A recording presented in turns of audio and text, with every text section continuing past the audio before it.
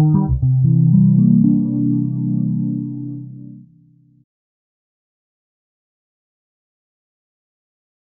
firstly, thank you for having us. This is a fantastic opportunity. Let's start with a summary of what we're going to look at. So we'll start off by talking a little bit about how we understand anti-exceptionalism, because it's not a theory which is very well defined. So we want to just clarify a few matters. We won't have time to clarify everything because that's in effect a whole other talk. There's a lot of mess in effect in the debate. But we will delineate certain ideas which will allow us to speak clearly, or more clearly, about explanation, and why we need to talk about explanation and prediction, although it's explanation which we prioritise in the title. We will then give some toy examples which will, using logical practice, motivated by logical practice, will hopefully show that our account of logical explanation and prediction is plausible. And we will talk about some of the types of evidence that we think are used in justifying particular logical theories. We also talk a little bit about what logical theories are, because our understanding of a logical theory is quite different from how sometimes logical theories are defined. Great. Now, we said questions at the end, but a caveat: if there is something that really you just don't understand, and therefore if something is not clear in terms of explanation of the concept, and obviously you need clarification before we even move on, that's fine. But let's not have any kind of challenges. So this is how we understand logical anti-exceptionalism. So there is a particular historical account of logic, which, although not necessarily explicitly stated, is often assumed within philosophy of logic. Okay, so this isn't necessarily assumptions which are made within logical theorizing. In fact, one of the things that we argue is that in logical practice, these particular properties, putative properties of logic, are not followed through. Okay. So these properties, which are often quoted as being properties of logic, are that of formality. Not an easy property to explain, as Macfarlane has shown. In fact, some of the accounts of formality are actually just subsumed already under generality or normativity. We have formality, though, may mean logic doesn't talk about particular objects or particular properties. It's more interested in the abstract relations between whatever these properties are or whatever these objects are. Generality, non-domain specific. That's quite clear. That's exactly what it means. Logical principles shouldn't just be used in theorizing about mathematics or theorizing about evolutionary biology. They should be used in theorizing about everything, whatever the domain. Logical evidence is a priori. Okay. Now, this doesn't mean what some epistemologists mean by strongly a priori necessarily. It just means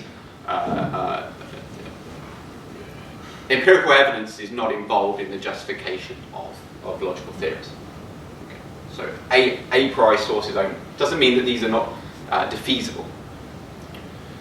Foundational. Now, what do we mean here? Okay. And I think Frege is a good example to explain what foundational means.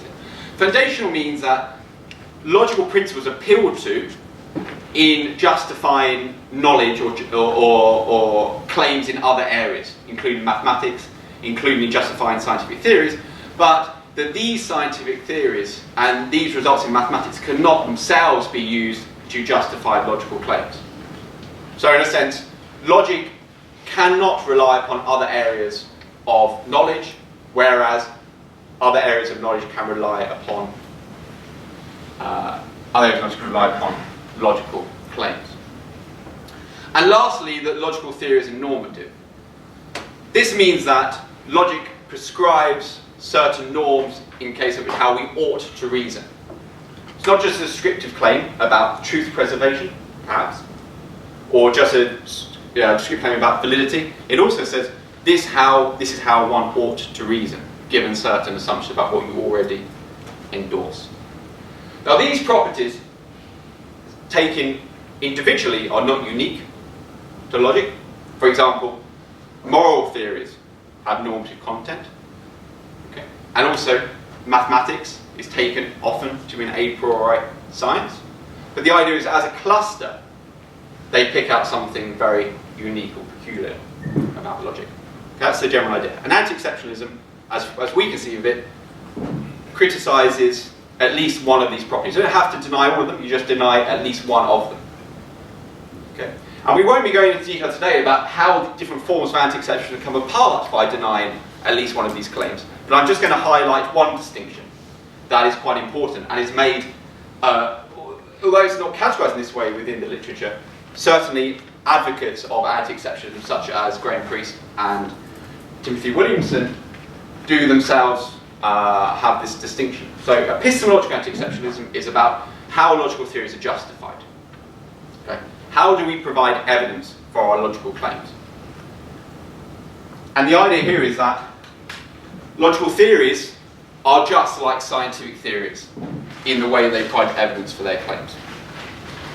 And this should be distinguished from metaphysical anti-exceptionalism, which says that the content of logical theories, in a sense, is very similar to the content of scientific theories. Now, this could be this could be given a non-metalinguistic interpretation, such as Timothy Williamson thinks that logical theories are just the most general principles, the most abstract principles about the world. Or you might be a metalinguistic anti-exceptionalist like Graham Priest, who thinks that, in effect, logical theories are very much like linguistic theories. They're generalizations about linguistic facts, and therefore we rely very much on semantic intuitions in order to justify a logical theory. Okay. We're going to be concentrating on epistemological anti-exceptionalism in this talk. We're interested in how we might make sense of the anti-exceptionalist claim that logical theories are justified in a similar respect to the theories of natural science, for example, but also mathematical claims. Epistemological anti-exceptionalism itself is a broad claim and needs to be separated into several distinct claims. The two main subclaims of epistemological anti-exceptionalism is that of methodological and evidential. Methodological just says that the methodology, the method of theory choice in logic is the same as it is in the natural sciences. And now there is the science as well, social sciences. Evidential anti-exceptionalism says, in addition to this, logical theories are supported by the same types of evidence, namely non-a priori sources, in addition perhaps to a priori sources, as other areas. Now, one can certainly be a methodological anti-exceptionalist and say that logical theories are chosen by the same methods as theories in the natural sciences without being an evidential anti-exceptionalist. And I think a very clear case of this is Bertrand Russell.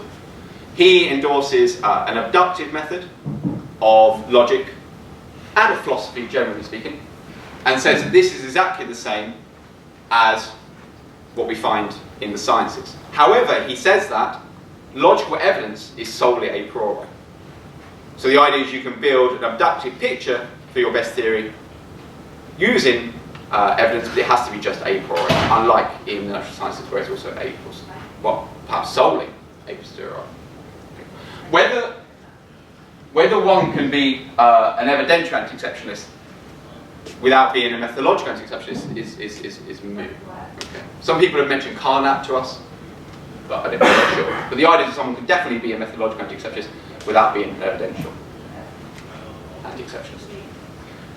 Now, we're still left with the question of how exactly do we understand this methodological anti-exceptionalism? So all this says so far is that the methodology is the same as in the sciences. Okay, well, what is that? What's the positive account exactly? Well, the account's normally given, or at least mentioned without explicitly detailing, is that of the abductive method. What do we mean by the abductive method here? we mean that the choice of the theory is done at the level of the theory. So we become justified in believing that a certain proposition P is true in virtue of believing that the whole theory is true. We become justified in believing the theory as a whole, and then subsequently become justified in believing the claim. We don't have a matter of piecemeal justification here. We're justified in believing the whole theory, which contains the propositions. Now, how do we become justified in believing that the theory is true? Well, we become justified in believing the theory is true by how well it accommodates the data. Okay. Now, obviously, there's bound to be several, as we know from philosophy of science, there can be multiple theories. In fact, an infinite number of theories that accommodate the data, fit the data. But then it's a question of what other virtues does the theory have? And these include, according to individuals in the literature, although as we can discuss we don't necessarily agree, these additional virtues are things such as deductive strength, simplicity, unifying power, that is providing a unified solution to whatever the problems that logical theories are trying to solve. Maybe include things like conservativeness, something which Quine mentions, who is, as far as we're concerned, anti-exceptionalist, and things such as non-ad hocness, so trying to provide a principled solution to the problems. Okay. Now, the only problem here is that no one, as of yet, has provided any kind of detailed account of what it is for logical theories to accommodate the data or capture the data. It's quite and it's not fully. There we go. It's not quite clear exactly what this means in the context of logic. But worse than that, it's not actually clear that this is what the sciences do. The idea that you just have goodness of fit to the data. It's very unclear that's what they do. Okay. In fact, if we want to try to draw a connection between logical theories and scientific theories, we ought to look at certain uncontentious claims about what scientific theories do. That they put forward hypotheses, that they form predictions on the basis of hypotheses, and that they attempt to explain why certain propositions are true via the success of those predictions. So if we want to draw a connection between the methodology of logic and the methodology of sciences, we ought to say, let's highlight these particular claims about scientific methodology and see whether we can find the same kind of model of methodology within logic. So you might see this talk as taking seriously logical practice while also trying to give methodological anti-exceptionalism its best shot. Now, how much can we make sense of this idea that the methodology of logic is similar to the methodology of science? Okay. One more thing to mention, I think, is that just simply going down this logical abductivist road isn't going to be sufficient for the anti-exceptionalist. Because the anti-exceptionalist is not just a logical abductivist, that is someone who thinks that logic adheres to the abductivist methodology. They must make the additional claim that, in some sense, this abductive methodology, which logic uses, is importantly similar to that used in the sciences. This is why it's useful, we think, to go via this method, to take uncontentious claims about scientific methodology and try to transfer them over to logic.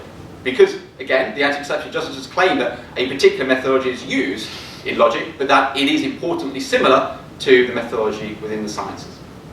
Okay. So, with that in mind, we want to ask the same questions about logical theories as are asked about scientific theories. If they are similar, we ought to answer these questions. How could data justify the revision of a logical theory? After all, data justifies the revision of scientific theories. Are there any phenomena which logical theories are attempting to explain? Okay. It's beyond doubt that this is what scientific theories, in almost all cases, are involved in doing. Can logical theories make predictions, like scientific theories do? And can logical theories ultimately prove their worth on the basis of these predictions becoming successful? So if we can answer these questions in the positive, okay, well in the last cases, but then provide informative answers in the first cases, then we might have a viable account of methodological anti-exceptionalism. Before we look at our toy examples of how we think logic explanations will function under this picture, just a few clarifications are required.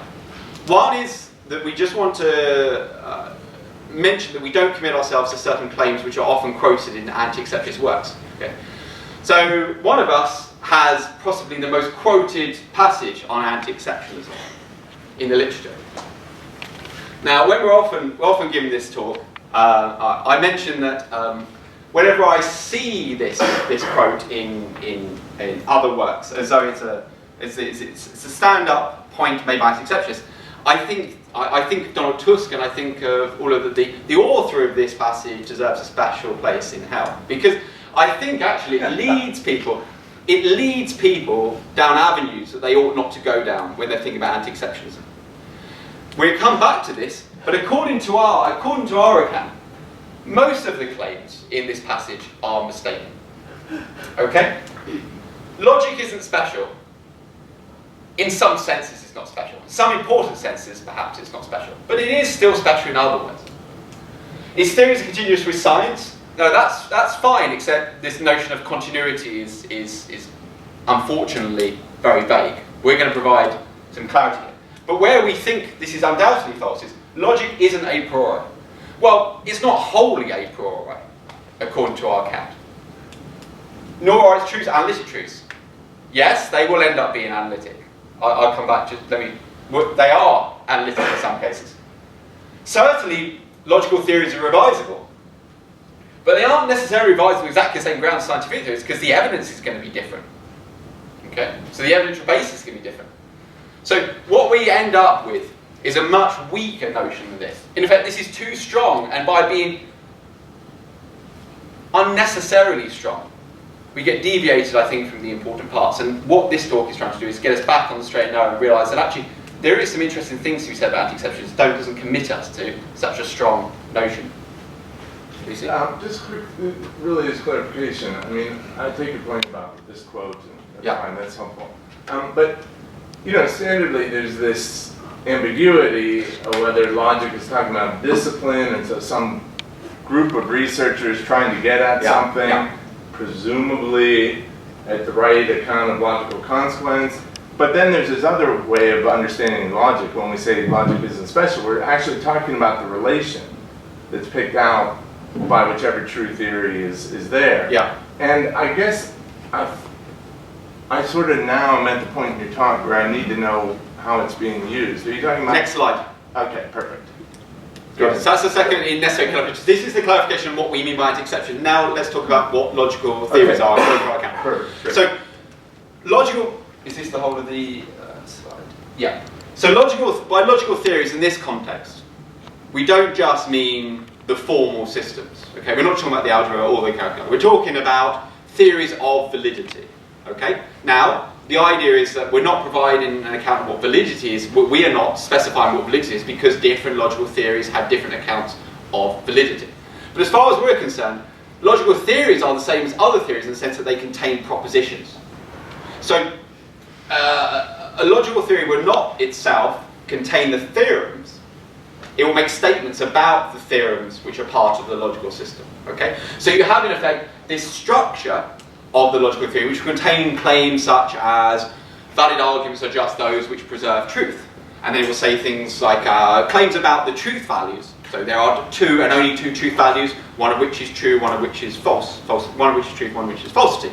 And it will make additional claims about the theorems themselves or about propositions of a certain form. They will say all propositions of this form, so defined, turn out to be true. And therefore, these are logical truths. Claims like this. So it's not the theory itself isn't the set of theorems or the set of rules in addition to the rules of inference. It is a set of propositions which will partially contain claims about the theorems and claims about the rules of inference which are valid. And then a additional claim about what validity is within the theory. Okay. Do you want to have a follow-up? Tiny. Yeah, fine. Right. Yeah, I'm with you on that. Yeah. By the way. But tiny exception, I mean, if it's a true theory, right, and presumably sort of complete as it can be, it will contain, if the true theory of logic says there are logical truths or logically valid sentences, it will contain those. There was some ambiguity in what you said, but I take your point, but you agree with that, right? Yes, but it won't. So when I say the theory isn't isn't the theorems itself, it will contain a proposition saying these are the theorems. Right, but okay, look. Because it will contain instances of the theorems, but it won't contain the theorems themselves, because the theorems themselves are just part of the formal language rather than the theory. Or do you want to come back to this later?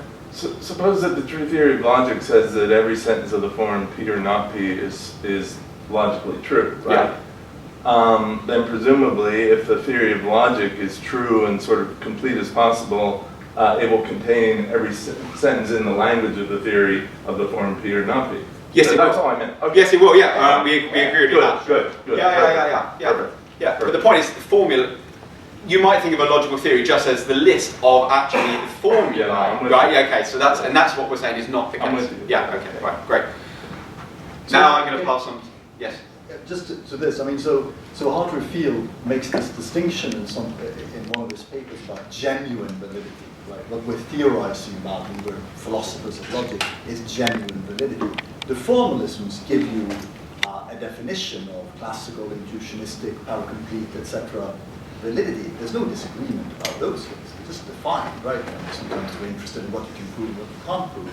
But that's not what we're debating, right? What we're debating is, quote unquote, which one is the correct one. Which relation plays the role that is supposed to be logical. And that's what the theory of validity is supposed to give you, right?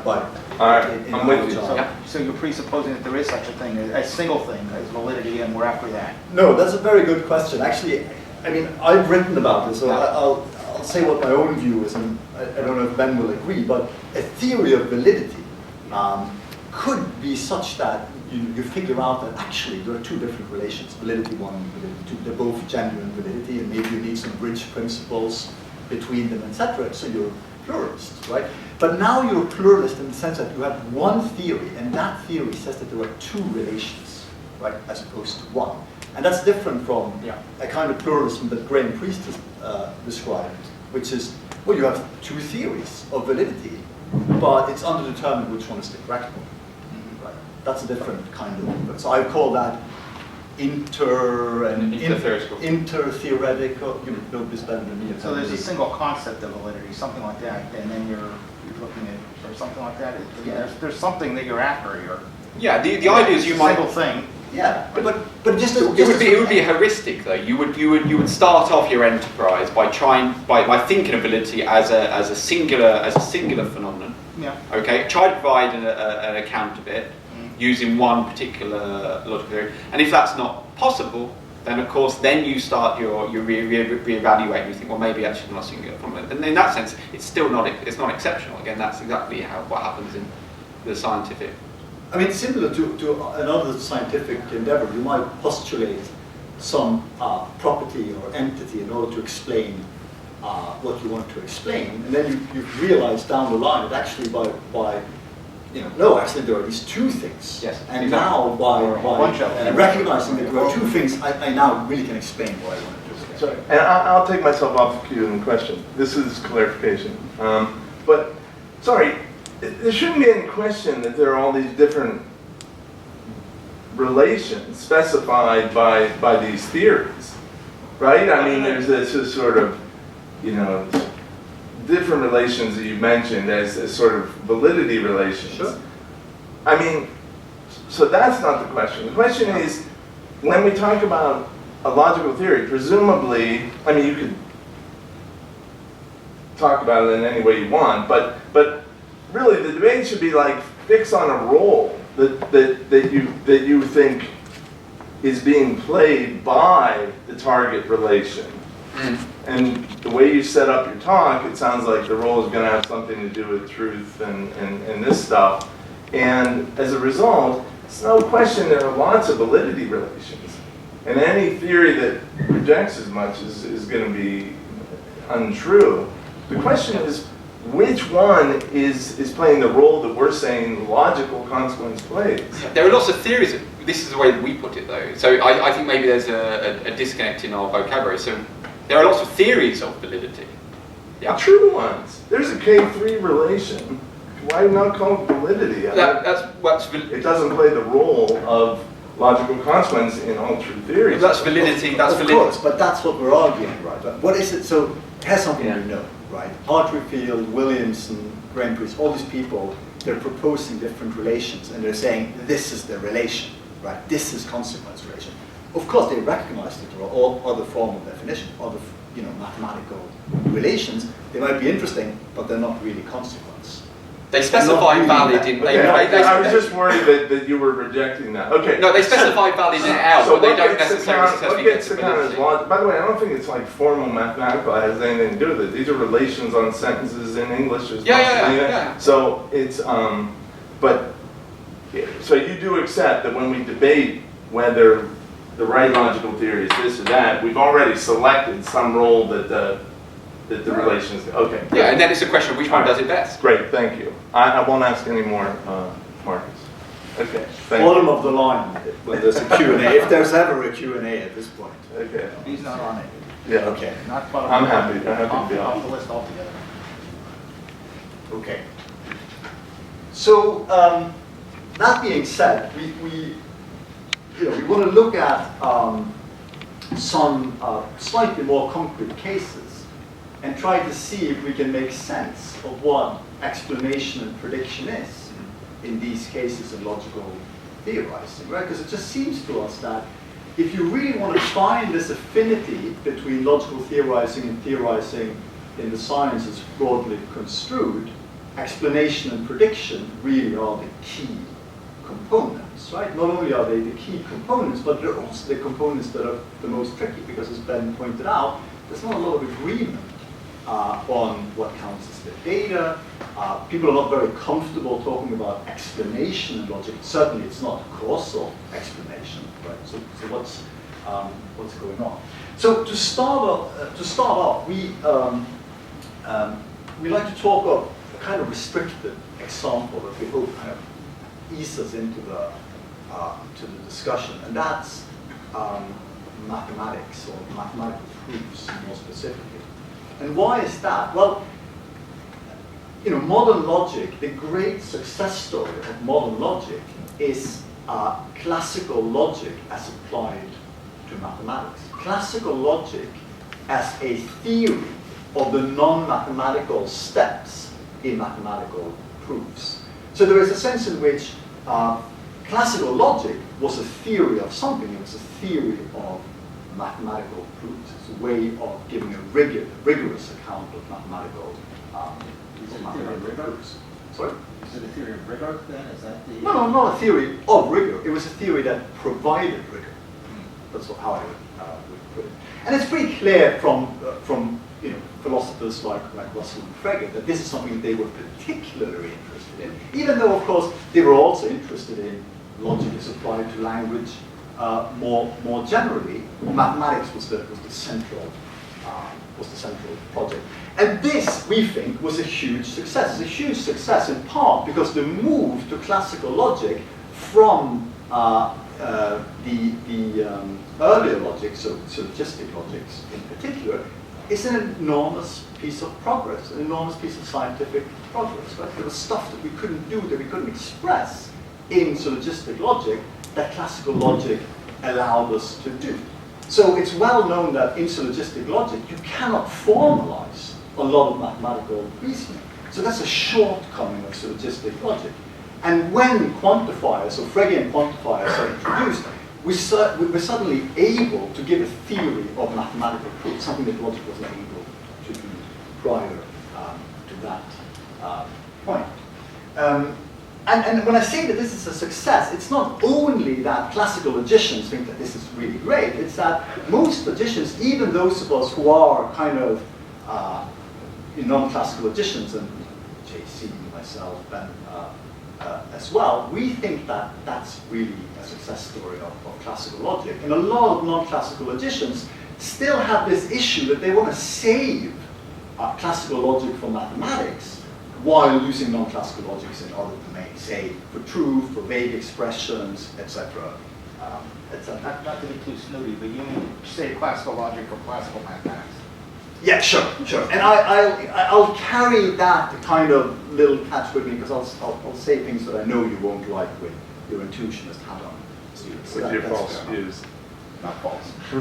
Anyway, so then we can ask a couple of questions here, right? What's being explained? How is it being explained? What's the data? What are the predictions, etc. for this particular limited case? And here's our proposal. So what's being explained? Well, the logical theory aims to explain why certain steps in informal mathematical proofs are valid. So prior to classical logic, of course, we have mathematical proofs, but they're not formalized, right? They're just the sort of things that working mathematicians actually trade in.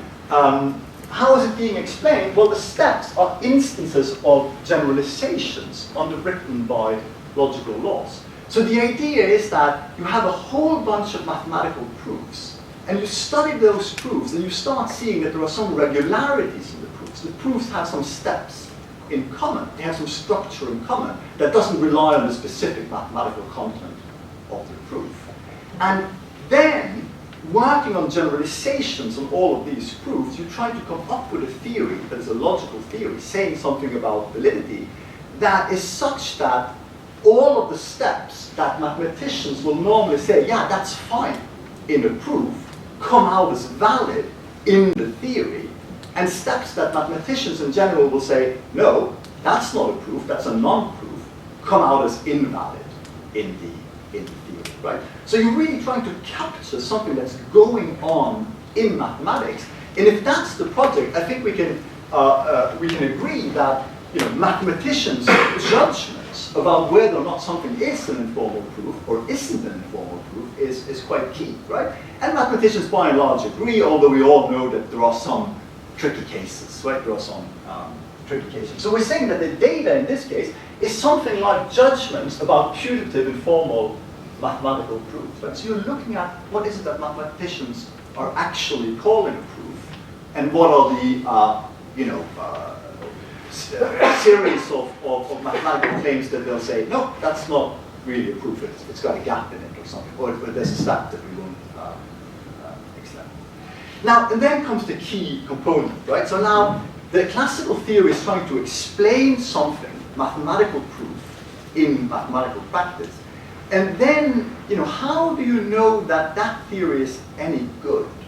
Well, here's one way to check that, right? Once you've built the classical theory, which is classical semantics, for the connectives, and for the quantifier, and so on, you can do the following thing, right? When a new mathematical proof is published, you check if that new mathematical proof can be formalized, and formalized as something valid. So if classical logic, if the history had gone differently, and someone published the proof, and then the classical logicians got the proof, they formalized it, but in their theory that came out as invalid, then that would kind of signal that something strange is going on, right? Okay, so maybe this theory of mathematical proof isn't really getting things right, after all. And I think it's pretty clear that this is something that classical logic just did really, really well, right? I mean, there are critics, right? One of them is sitting here, so intuitionistic logicians, but it's something that classical logic did really well by most people's account. Story about how explanation and prediction works in a restricted case. But then the question is now, well, what in the world happens when we move over to a general theory of validity? And by that I mean a theory of validity that's supposed to be a theory of validity for all arguments in a natural language, not only for arguments that are being used in proofs in a more restricted language. And so, historically speaking, at some point, people took classical logic, which was successful mathematical language, and they ran with it, right? And they said, well, actually, the account of validity that is being offered here just is validity to core, right? This is right in all contexts, even if the predicates are vague. Yeah, it's strange that law is through the middle holds for vague language, but I'll convince you that that's really the way that we ought to go, and so forth. So now we're involved in a much more ambitious project, and then the question is, well, can we still talk about explanation and predictions in this setting, and how would that work if we carry it over from the way that we try to answer the questions in the mathematics case? So here's a little quote. This is Graham Priest saying, well, what is it that counts as the data in logic? It's clear enough what provides data in the case of an empirical science. That's observation and experiment. What plays this role in logic, he says? The answer, I take it, is our intuitions about the validity or otherwise of vernacular inferences. So that's the claim, right? The claim is that, well, there is some data, and the data isn't the full story yet, as you'll see, but the data is going to be key, right? The data is just whatever intuitions we have about instances of arguments. And I don't mean argument schema, but actual instances of arguments. Who's the Now, who's the we? well, that's a very good question. So we had some reservations about this. And we actually kind of like this quote, but there are some things that we disagree with Graham about. So the first thing is that validity there is a little bit tricky, because there is a sense in which we don't have intuitions about claims about validity. Right? The law of excluded middle is valid. It's not the sort of thing that you can solicit intuitions for, right? It's just too technical. But you can give it an instance of an argument, an instance of a modus ponens argument, and you can ask people, does this strike you as correct or not? Right? And you'll get some answers, and we know from experimental psychology that, you know, that's a little bit all over the map, but anyway, that's something that you can imagine doing, and you can imagine that those judgments have at least some value. So then Stuart asked, well, you know, who are the we in this case? Well, it might not be everyone's judgments or intuitions, right? So Ben and I, we're trying to keep sort of close to actual practice in logical theorizing, in the sense that we're talking about it. And it's not like our colleagues, or us for that matter, are actually going out there and looking at trying to run psychological experiments and see what everyone is reporting about cases of arguments. So we're relying really about what we could call expert intuitions, right? We're interested in what the logicians are saying about these cases. Maybe that's too narrow, but maybe we should really look at what everyone is saying. But I think, as a matter of fact, we're mostly interested in expert judgments. So if Graham is onto anything at all here, right, we'll try to carry that over to the same question. So what is being explained? Well, now we're trying to give a logical theory that explains why certain argument steps are valid, but in general, not only in the mathematical case. How is it being explained? The steps are instances of generalizations underwritten by logical laws. I'll say a little bit more about what that means in a second. What's the data? Well, the data now are judgments about whether or not an argument is any good. And now I've written good here, and that's, what does it mean for an argument to be good? That's a little bit tricky. And we could argue about what the locution should be. Should it be follows from, whether or not it follows from, right? That was suggested by JC and his co-author Greg Restel in a different setting. Should it be, is the argument correct, right? I mean, it's tricky to get it right, but anyway, we can discuss that in the Q&A. And what are the predictions? Well, the predictions are, for any argument, whether or not it will be judged as good or not. And here, the idea, again, is that we try to find some patterns of arguments that are considered correct arguments. Then we try to come up with some laws that explain why those are valid. And then we see what else is predicted by those laws. And then we test that, right? And if that comes out disconfirmed in the testing, when we think about those cases, well, that tells against the theory in total. I'll try to give you a little example of that right now.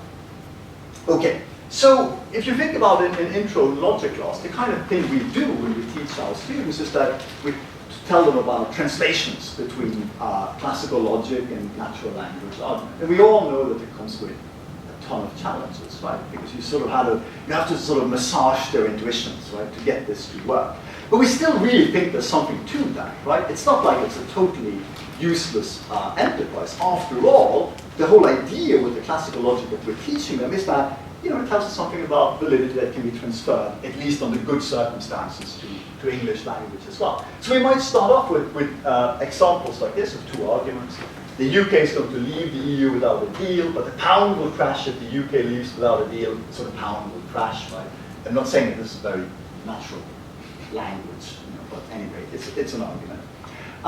But here, in these two arguments that we're displaying, it's not obvious that they have much in common, right? So the logician comes in and suggests that there's some kind of underlying logical form here, right? And of course, there are lots of logicians in the room, and people will argue about the details here. But if we're sort of running with a kind of naive classical logic, we'll start by some kind of semi-formalization where we'll say, oh, you have to identify the premises and the conclusion. And actually, it turns out that even though it doesn't wear this at the surface level, these are both arguments that have a major premise that is an indicative conditional. So we spell that out in a regimented version of the argument. So those are all hypotheses about what the underlying form is. And then we try to sort of identify the specific logical vocabulary. Here it's the conditional. And some of this stuff is going to be the non-logical stuff, right? That's what's in red and blue here, right? And we imagine that there's some kind of uniform substitution possible in those cases. So we're working our way towards the generalization. And the generalization is not meant to be a logical law. It's meant to be a generalization that's true about the data that we have, right? And so, again, in sort of stylized, we can imagine it something like this, right? So we're working with all these examples of arguments, and we say, well, hang on, wait a minute.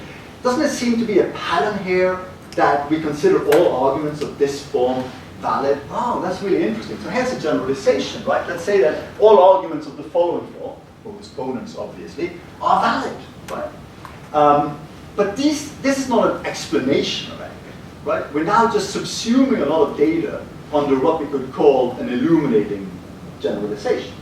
But then we need to have some sort of theory with law-like statements, that's what we called it before, that actually explains why it is this way. Why is it that generalizations like these are the ones that come out true?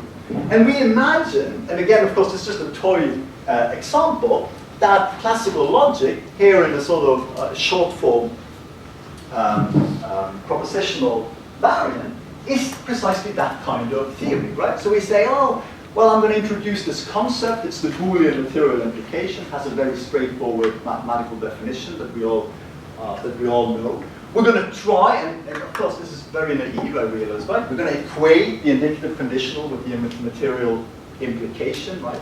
And then we're going to have this hypothesis that all sentences are either true or false, and that not both. And we're going to have a hypothesis that says that validity, the property that we're interested in explaining, is truth percept, right? And so all of these claims, if you think that classical logic is the correct theory of validity for English language arguments, then presumably you think something along these lines. You might think, oh, hang on, but there's more conditionals than than the indicative, and it's complicated. Yeah, that's fine, right? But this is just a toy example. Now, the only thing we want to show with this is that now you have this generalization, this modus ponens generalization. You wheel in a theory and you say, well, here's the theory that I propose, and it has one benefit so far, and that's the benefit that it will explain why it is that the generalization, the modus ponens generalization, is valid. Of course, we know it does a lot more than that, right? It does a lot more than that. Now, we say here, say it's the data, right? The modus ponens data, but it's, of course, not the only set of hypotheses that says the data, right? I mean, you could bring in a lot of theories that where also modus ponens is valid and say, no, actually, these are the laws that explains why this generalization, this modus ponens generalization, is true. But then the interesting thing is that whatever theory you initially propose, right? You'll say, okay, so here's a good thing. It explains why this initial data that I had is the way it is. But wait, there are some other predictions made by the theory that I just proposed. So then you start kind of, you start looking into what predictions the theories are making. We know of classical logic that it makes lots of predictions. It predicts that affirming the consequent is invalid, right? So you test that. What do? Well, you check, you imagine cases of arguments of this form, and you're like, yeah, that doesn't sound right. That seems incorrect, right? Good, that's good data, right? Prediction seems successful. It tells you that the law of permutation is valid. That's a little bit more tricky, right? The law of permutation. Do I have intuitions about that at all? Maybe not, right? Nested conditionals are super hard. But it is a prediction made by the theory, right? So that should come out correct. Prediction 3. All arguments of the following form are valid. This is Peirce's rule, right? It's a nasty piece of work in classical logic. I mean, you might be surprised. That's a surprising feature of your classical logic. Wait, this thing comes out? And you think about a case where it's difficult, nested conditional with repeated antecedent and consequence. You have no intuitions about that at all, right? So you might say, well, that's a interesting findings in classical logic that this thing comes out as valid. We didn't expect that, right? But it's a prediction that's being made. But then you might start getting a little bit worried, right? Because we all know that, of course, there are lots of challenges to classical logic, right? So here's a prediction. All arguments of the following form are valid. This is the positive paradox of the material implication. Oh, so if psi, then it follows that if phi, then psi. That's weird, right? So then I should have things like, John's going skiing this weekend. Therefore, if John breaks his legs, he's going skiing this weekend, right? And we know that relevant logicians balk at this, right? And they use that as part of the motivation for saying that something has gone wrong in classical logic. And in the model that Ben and I are proposing, that fits the picture very neatly, right? Because there's this prediction that's being made that it doesn't seem to fit the data, right? Because when you think about instances of this generalization, they don't strike you as valid. They don't strike you as valid. And of course, classical logicians will say, yeah, okay, but this is a misunderstanding because that you're mixing together epistemic features with eleuthic features, whatever, right? That's a philosophical debate that follows. Or prediction 5, Dummett's law for all phi and psi, either if phi then psi, or if psi then phi. Also super weird, right? Pick any two sentences in the newspaper, either one implies the other or the other way around. That's a strange option of the logical theory, but that's what classical logic tells you, right? So you think about that and you might conclude that, well, sentences like Paris is in France if Trump is POTUS, or Trump is POTUS if Paris is in France, they're just not good candidates for being logical truths, right? It doesn't strike you like a logical truth, the way that it's either snowing or it's not snowing strikes you as a logical truth. Does that count against the theory? Maybe it does. Maybe that's then part of the disconfirmation as a prediction that's not actually holding good.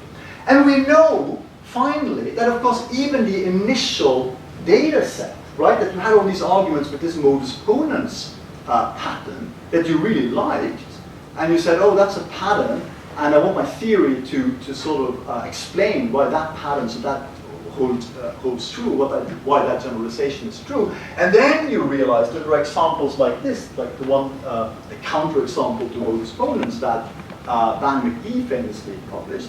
Not everyone agrees that it's a counterexample, but it's a puzzling case, right? Now, if you really think it's a counterexample, then you might go, oh, hang on, so that generalization wasn't actually true, right? I've got data suggesting that it isn't true.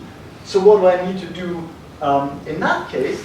Well, I'm going to have to change my theory. And by changing the theory, I don't mean only tossing out the modus ponens generalization, but changing the background laws of the theory, right? And what are the laws of the theory? Well, it's stuff like the equation between material implication and the indicative conditional.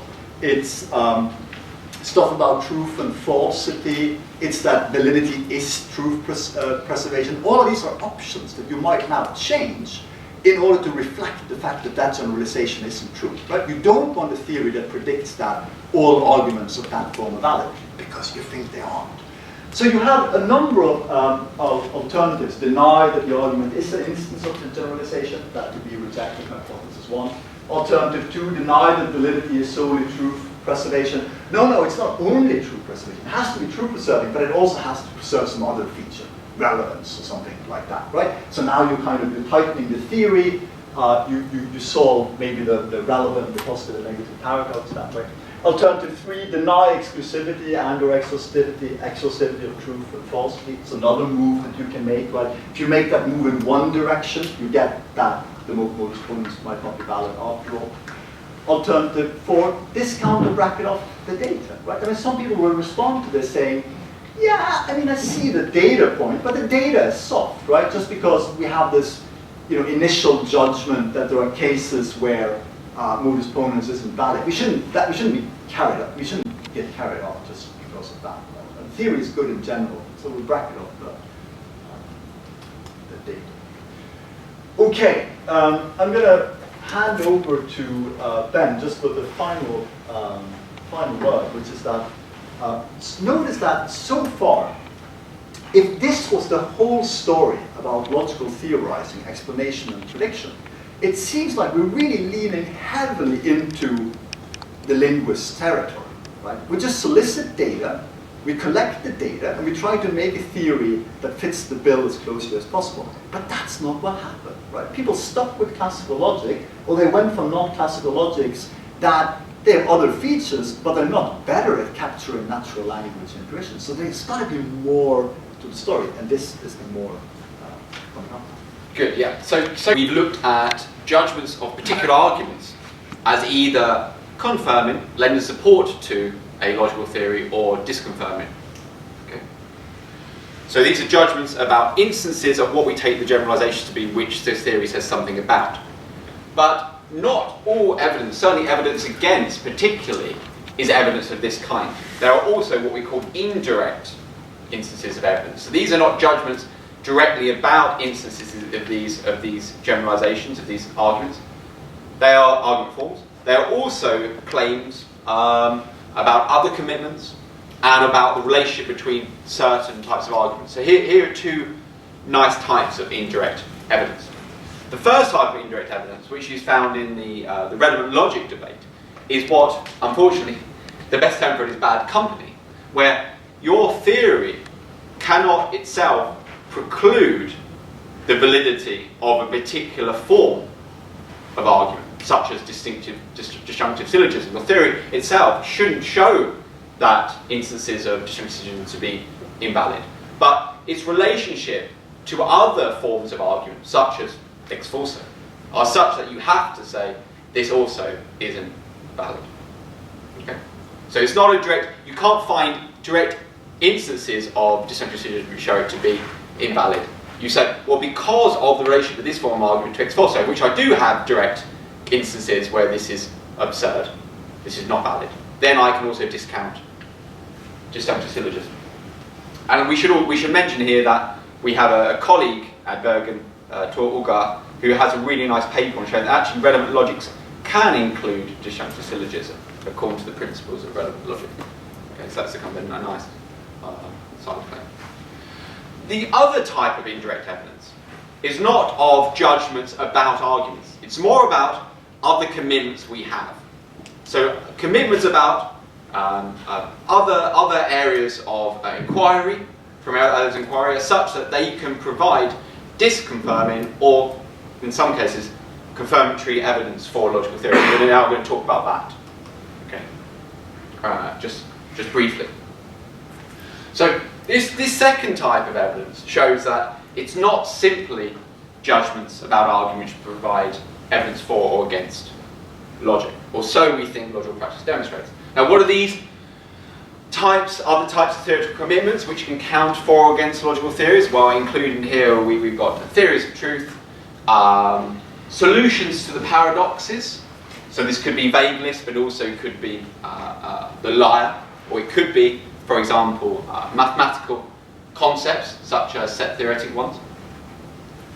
And also, we want to include in here, after all, Putnam did suggest that we revise our logic on the basis of some empirical theories. It's not a popular view, but it is found in logical practice. It has happened. And certainly some, although we can't talk about detail, some logicians, Graham Priest is a good case, motivates a logical theory on the basis of certain meaning commitments. This sentence is meaningful, and it must be accommodated expressively within the logic.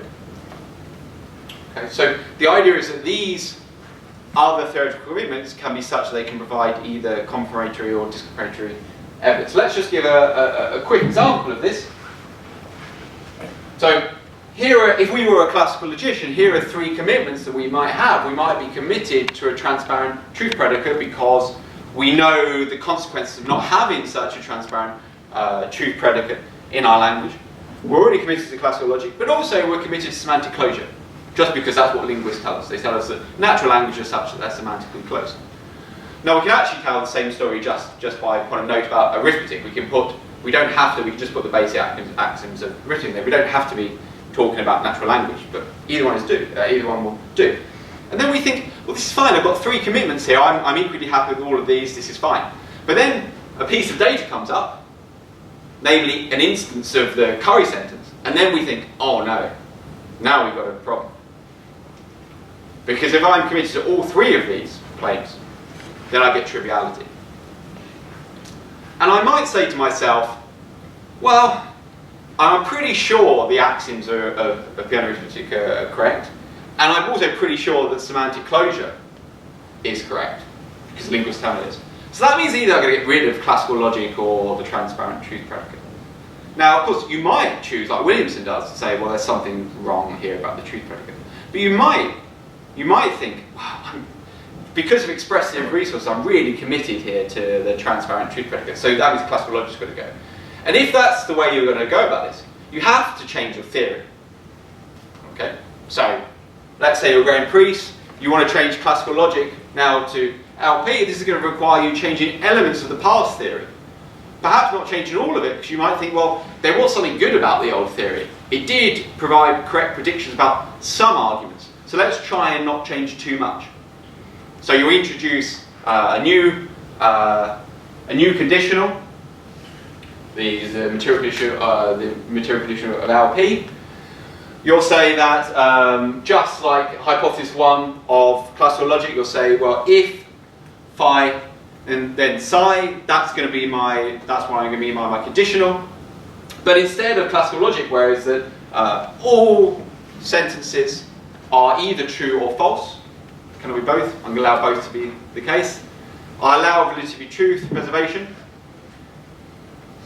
And then you might also make some additional changes and say, well, I need a negation operator in my theory. And given that I'm allowing both sentences to be both true and false, I ought to allow for my negation to have a fixed point here. So actually, and I might endorse strong cleaning. Now, what's interesting about this is, again, this blocks the troublesome case because of the fact that the material conditional doesn't detach. Now, it does create new problems, as we know, but it solves, in a sense, the old problem of the Curry sentence. Now, it doesn't solve it in the only way it can be solved, because maybe substructural logic can be solved. But this is when it gets interesting, because again, this logic is going to form its own predictions. Now, these predictions are kind of interesting, okay? Because it's going to have the same prediction as classical logic when it comes to asserting the consequent, but also it's going to make several claims which classical logic didn't make. It's not just going to predict which arguments are valid, it's also going to predict when arguments are not valid for certain reasons. If it's going to be a formative theory, it doesn't just say, for example, that modus ponens is not valid. It's going to say exactly when it's not valid. It's exactly not valid when we have glutty claims involved. Okay? So it's explaining, as it were, why classical logic was successful in explaining the validity of modus ponens when we didn't allow for glutty propositions. And the other kind of claim we're going to get, the other kind of prediction we're going to get, are of the indirect evidence type, which is we know already that we've been motivated to accept LP because of these paradoxical sentences, but we also know this isn't the only type of paradoxical sentence. So we might make the claim, oh, hang on, what if we can solve not only this paradoxical claim of a sentence with LP, but what if we can solve also other types of paradoxical sentences, such as the liar? And we see this in the debate with regards to LP, because although dialectism was initially motivated from the liar and the Russell set, it was then also additionally used later on with theories of vagueness. tries to provide a dialectic solution to the problem of vagueness. Okay, so these kinds of predictions certainly do occur in the literature. So this is how we think logical theories incorporate what we call indirect evidence. That is both using not just direct judgments about the validity or invalidity of arguments, but also evidence from other areas of research. We want to finish by just summarising and talking about what we think are some important consequences of this account. So first is summary. So as far as we're concerned, logical theories, as we conceive of them, attempt to explain logical validity. And they do this by fitting initially the data and then providing predictions based upon generalizations that underpin the validity of these arguments. And a theory is deemed to be successful if these predictions end up being successful. And these predictions are not just logical about judgments about what arguments are valid or not, they're also about other commitments we have that we might have independent evidence for. So in effect, these logical theories have to accommodate not only judgments about the validity or not directly of arguments, but also the other commitments we have. Okay. Now let's just finish by talking about some consequences of our theory. So as far as we're concerned, although some of these other theoretical virtues which we discuss within the anti-exceptionalist literature may be virtues of logical theories, as far as our theory is concerned, it's predictive success which is the main theoretical virtue. So when it comes to hypothesizing, it might be that simplicity is important, but what really demonstrates the success of a theory is whether it forms successful predictions. And while logical knowledge is not analytic, we don't know logical claims in virtue of simply knowing the meaning of the terms involved. Because some of the claims made by logic will turn out to be true by the definitions of that theory, some of the claims will be metaphysically analytic. But we can't choose the theory on the basis of those. We cannot choose the theory because of these analytical truths. We choose the theory for another reason. So we in effect buy the analytical truths by buying the whole theory. We come to realise these truths are analytic after we've initially justified the theory on the basis of judgments about the inferences and also about other commitments. It also turns out that it means that because the theory itself postulates the concepts, it's part of the theory, just like in geometry, that means that concept choice and theory choice go together. Okay. They're simultaneous. We've also suggested that it might not be the case that all evidence for logical theories is a priori, something's going to be a posteriori if what we say is correct about other commitments coming in from the sciences or linguistics.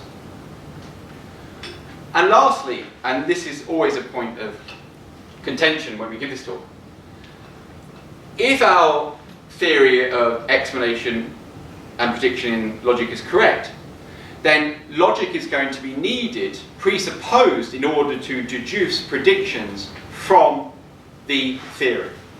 Which means that if this account of explanation is correct, the anti-exceptionalist is going to have to solve what we call the background logic problem.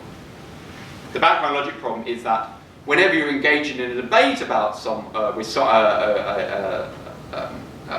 about the validity of an inference, someone from another who endorses another logical theory, you cannot help but presuppose in that debate some of the contentious claims. Okay? Either you appeal to one of these claims which you endorse and your interlocutor doesn't, in which case you're begging the question against them, or you can't actually justify your own theory completely. Now some, such as Pye and Wyatt, thought that the anti-exceptionalist can sidestep this worry by providing a different account of explanation, and we deny that this is possible. In fact, we've written elsewhere that this isn't possible. Okay, great. Do you want to add anything? No, very happy. That's it.